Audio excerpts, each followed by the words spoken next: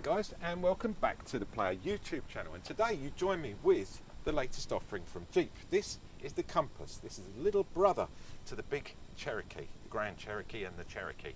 It's a lovely looking car, but let's get around it, let's get underneath it, get it out on the road and give you our evaluation of this new car. The good thing about this car is you only have two engine choices. It's either the 1.4 litre multi-air petrol version, or there is a 1.6 multi-jet diesel version, and they're all available in different sizes, i.e. different brake horsepowers. So it all depends on what trim level you have and whether you have four-wheel drive or not. We'll talk about that in a minute when we get inside. But before we get round the back and jump inside and have a look, the one thing that we've got to appreciate from this car is it is up against its three main rivals, which are hugely popular cars. That is the Skoda Kodiaq, the Nissan Qashqai, and not forgetting the Toyota CHR. Now they're all very similar price and they're all very similar specification. And Jeep, in an unknown market of that type, is really going to struggle, I personally feel. However, what Jeep have done is loaded this up with plenty of bits and pieces. So let's start. This comes standard with LED headlights, LED running lights, and you get the LED fog lights as well. It also gets this dark black grille, which that denotes the actual model that this is. So there are three models. The entry level is the Longitude, then you have the Night Eagle, and then the four-wheel drive version, which is this one, is the Limited. So that's the Compass Limited. Now with the Limited, this one, as we're talking about it, comes with 18-inch alloys. It costs around £35,000 because it is the top of the range. It's got the four-wheel drive system built into it as well. With the other ones, the Longitude starts at around £26,000, UK pounds again. Again, that's all comparative to those other models that I just mentioned from the main competition. But when you look at this car, it's so much prettier than the others. It's got more character. This car has history and breeding. The others have been around for a little while and people have got used to them. This might actually break the mold. Round at the back, I think this is the best attribute of this car. It really does look nice. They've not tried to over-impress this thing. When I mean by that, like putting those big fake exhausts that some of the Japanese companies have been doing recently. At least you get a proper double exhaust down there, which is rather nice. You get this sort of rear spoiler at the back with a brake light in. You've got the wash and wipe at there, and then you've got reminding you you're driving a Jeep. I like that logo as well. And then obviously the model, as we said, this is the Limited. Like, there's no assisted tail lift, but it's very easy. It's got some good struts on it, so it pulls up very quickly and easily. Now this is one of the biggest problems with this car, because one, if you've watched me before, you know I absolutely hate these rear parcel shelves, these cheap, plasticky, horrible things. And what I normally do is I undo them like this, and then I just pull them out, and then I throw them away. Now what I found was, as I went to practice this before we started filming, the only way you can get this out, you've got to put the seats down. And now in order to show you, I'm going to have to go and put the seats down and take this parcel shelf out and then send it where it rightfully belongs, which I hope you agree with me, which is going to be to the nearest bin. You see what I'm saying? It's absolutely ridiculous. That is a proper design fault. And if anybody knows another way of getting this out that I haven't figured out, please comment down below. But that is the only way you can get that out of there. So by now I've spent perhaps the last 3 minutes explaining to you what you can do with that. Well, you know what? That's what you can do with that, because that's about all it's worth. Right, and that... Guys, not now, please. I'm filming, all right? Thank you. A little bit of quiet on set, you know, as a man trying to do a professional job here. Thank you. Go back to your seats or whatever. Right, let's carry on. I do apologise about that. So underneath here, yeah, again, a little bit let down. I feel totally let down with this car. The good thing is you can take this whole thing out. I'm not going to throw that away because that is useful, because it's split level, which means you can have one bit high and one bit low. That's the meaning of the word split level. What you get in here is nothing short of really weird. You get a funnel. I can only presume that is either for taking a sample from someone that you've hit on the road, or to put oil in the engine or something. No idea what that's for. Again, if you know, please comment down below. You then get a whopping great pump. It's rather handy, isn't it? 12 volt. Well, it's good because there's 12 volt adapts around here as well. But you know, I've waxed lyrical about other cars that have space saver wheels. I've waxed lyrical about other cars that actually have full-size spare wheels. This car doesn't even have a puncture repair kit. It just has a pump. If you have a puncture in this car, forget it. If you do anything to one of these wheels, forget it. You do, however, get a couple of tools. One of these, I have no idea what that is, and that I know is a screwdriver. So whether something's missing in here or I am missing the plot completely, I don't know.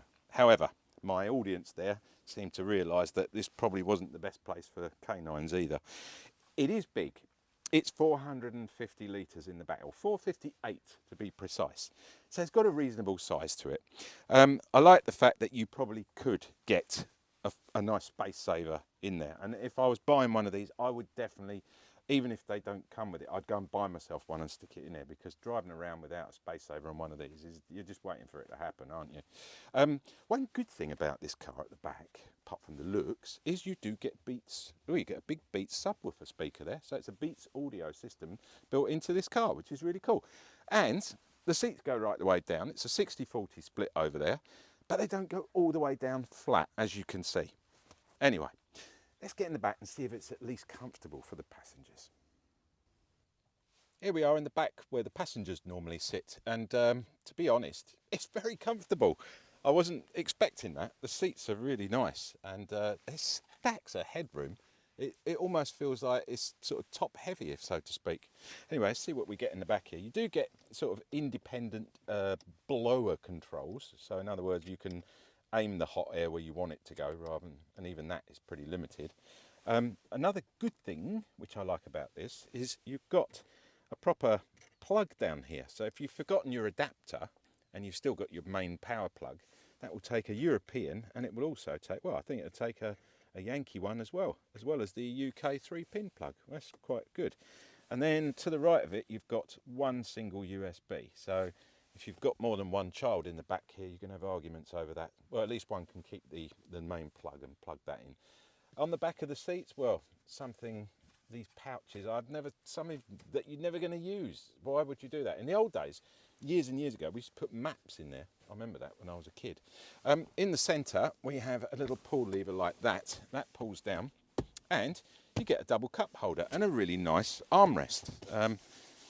That's nice. I like that. Very comfortable, but it's quite wide, to be honest with you. Quite a low transmission tunnel, which is good as well. So you can easily squeeze across. Oh, one thing, as I'm squeezing across, the seat belts have been indented so they don't catch the back of your jeans or your belt, and you don't scrape the seats. And the leather's really nice in the back here. It's quite low, and funny enough, either side here, see these little sort of bolster bits, one either side, they sort of make your bum go like that. I don't think I'd want to sit here for too long. It's sort of making my little bit in the middle pull out a bit. I'm not keen on that. There's drugs for that. I don't need a Compass Jeep seat to make me do that. Ice fixed points either side, as you would expect, and generally it's all round. It's comfortable in the back here. A good field of view as well, because this has got such a big windscreen on it. It's huge, and when these are up, you get a good bit of light through there. Windows are rather small. That's the only thing I will say, and they're very low. So, and you know, look, not much, but they are tinted. So during the summer, it's going to keep it a little bit cool in there. Let's get around the front and see what you get as the driver. Okay, let's check out up front what the driver gets for his money. Well, straight away, you get a really nice, comfortable seat. And I think the one thing I do like about these seats, these are all electronic, because this is the Limited, which is the top end, the top of the range. And they come standard with electronic seats. Heated front seats as well. And you also get a heated steering wheel, which is really nice. And when the temperature goes below 0, the heated driver's seat and the steering wheel will automatically come on when you turn the ignition on. And you can also turn the ignition on remotely using a little app. Really kind of cool, that. I like that. A lot of the competition we mentioned earlier, the actual cars, they don't come with heated steering wheels and heated seats. That's all extra. So that does make quite a big difference. On the screen here, lovely big screen, really like this. You've got the DAB radio, the multimedia system as well, so it will connect up to your phone. It's Android and Apple Play friendly. You've got your apps here. You can move your apps around, so if you want to put apps in certain places, you can do that as well. Scrolling across, you've got your settings, your audio settings. You've got that Beats audio system in here. Then you've got your heating controls, and on this one, as I said, you've got the heated seats, heated steering wheel, so you can manually use those as well. All in all, it's very nice and easy to use. The nav system is a little bit laggy on this particular one, but I think that's the individual car, because when we tested the Jeep Wrangler a couple of weeks ago, it worked fine, and I thought it was quite a good sat-nav system, so it's not bad. You get a digital centre in the instrument cluster. Either side it's analogue, and on the steering wheel to the right you've got your cruise control and your speed limiter set. Very easy to set up as well, and you know, a lot of them are very difficult when you start trying to set them up and you're looking what you're doing. You can almost have an accident. This is just simple. It's set, go, stop, turn off. Simple. On the left here is a scroll button to move around the menus in here. There's quite a lot of bits and pieces that you get with this car as standard, like compass, you get the tyre pressures, and all of that comes with that, even on the entry level, guys. Telephone system at the bottom, and then an Ask Siri button in the middle, which links up to your Android Auto or your Apple Play or whatever you've got. Okay, let's pull the door to here, because this is a keyless system. We're already all running. I'm not going to start the engine up because it makes too much noise, but I wanted to mention it was a keyless system. The actual button to start it is on the right hand side of the steering there. To the right of that, you've got your lighting control. That's your main, I basically just leave it on auto. And you've also got your lower fogs and your rear fogs. They're all built onto that little one there. And you've got an instrument cluster level that you can set as well. And if you push the instrument cluster button right to the top, it's on the scroll button, the interior courtesy lights come on as well, which is really handy. It's very easy and quick to do. In the centre section here, well, you've got a minute glove box. I mean, it's not even worth showing you in there. There's nothing in there. There's no charging systems in there or anything. But it's a handy little place to rest your elbow. Double cup holder.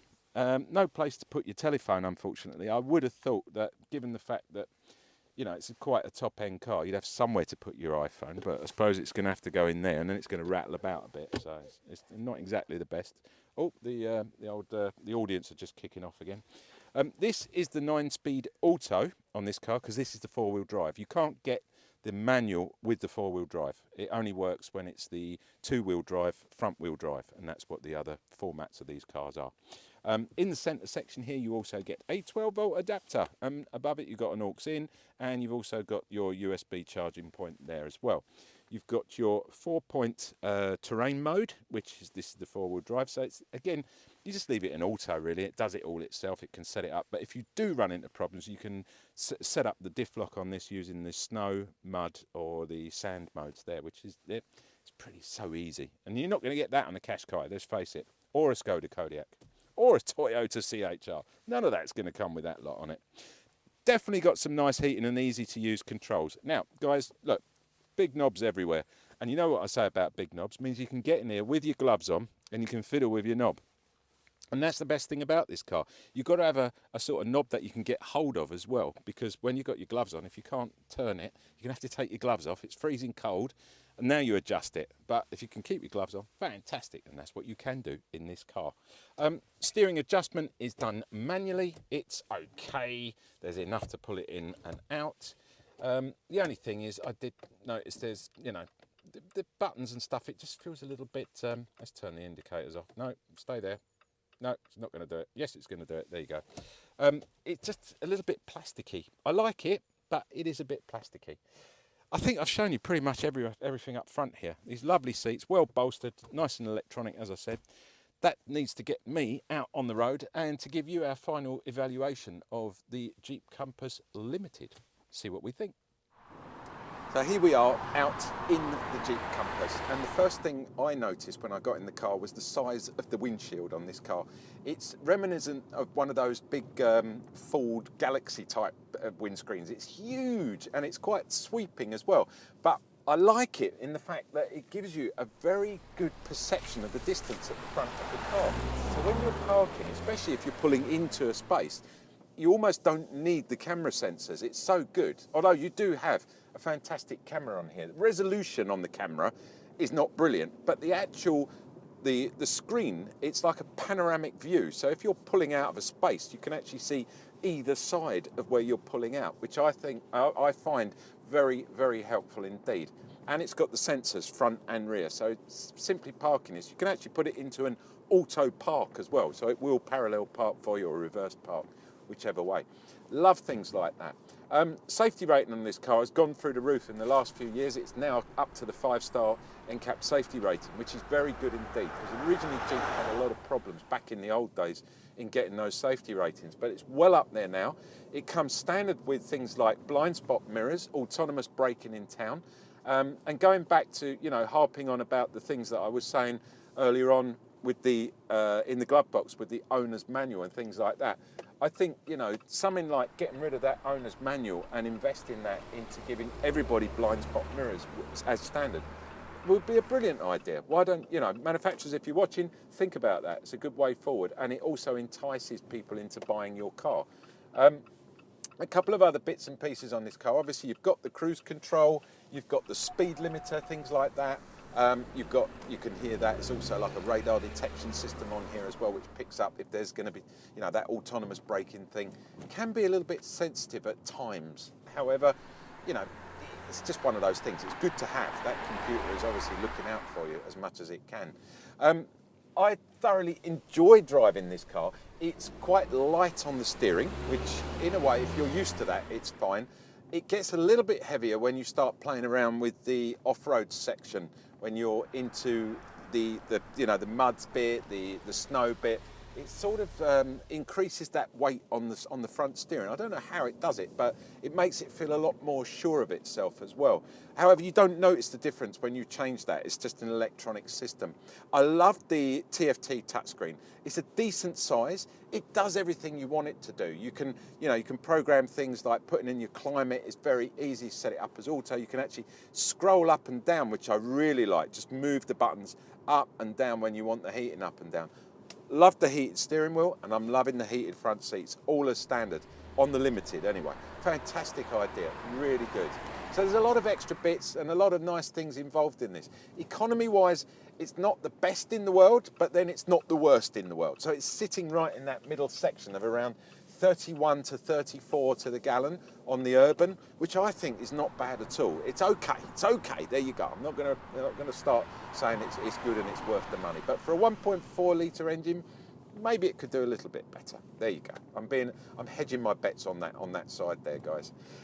You've been watching me, AJ the Player. I hope you've enjoyed this review on the Jeep Compass. That's a new one coming out next year. It's part of the Crumpet list as well.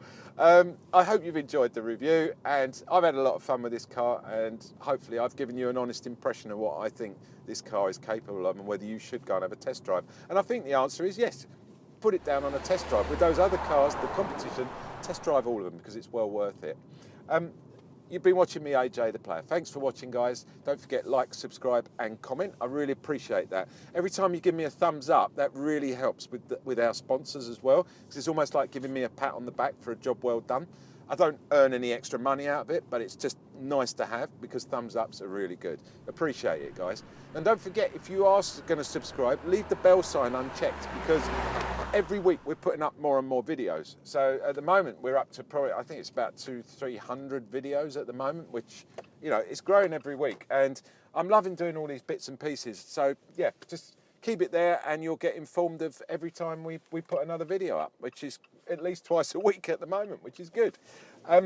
Also, just to let you know, something free, so don't sign off yet, there's something free coming up, because we're part of a much bigger group. We're part of The Player. Now, The Player is it's a bookazine for men. That's what it was designed as. So every 3 months we produce this big book for guys that gets sent out all over the world. And it's full of like cars and boats and interviews and golf and wine and food and all sorts of stuff us guys love. Ladies, if you're watching, you are welcome to have a look at it, but you probably find it very boring indeed, because it's what us blokes like, what us geezers like, as we say here in the UK. However, there is an online version, and if you watch me on YouTube, you guys can have it for nothing, totally gratis, complete gratuit, as they say in French. Nothing. Nix Steinen, ja. If you're watching in German, I'm not very good with my German. Just go to www.theplayer.co.uk. It's coming up there now. Just go along. I'm not into data capture. You know by now, if you've watched me before, I'm old school. So all I need is an email, because we just have to do that because that's the way you download it. If you don't want to download it, you can watch it online, but you need an email and a name. And if you haven't got that, then don't bother signing up. I'm sure you've got a name and I'm sure you've got an email. So pop along there, fill in your details. Like I say, no data capture or whatever, that's all I need. You can then look at a 200-page bookazine for men for free, because you watch me on YouTube. Guys, be safe out there, drive carefully, love your life, get on with it, let's love it, let's do it. And I'll catch you next week with something different. This is AJ signing out. Take care, guys.